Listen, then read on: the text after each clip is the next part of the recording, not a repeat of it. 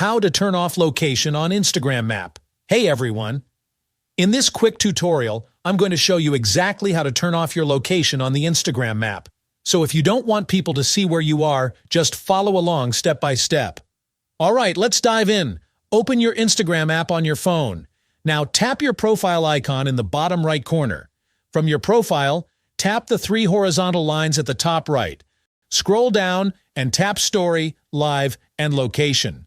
Next, tap Location Sharing. Here, make sure it's set to No One. If it says Friends or Close Friends, switch it to No One. This will stop your location from being shared until you choose to turn it back on.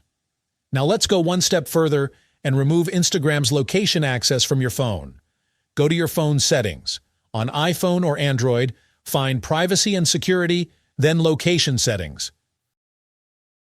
Look for Instagram in the list and set location access to Don't Allow.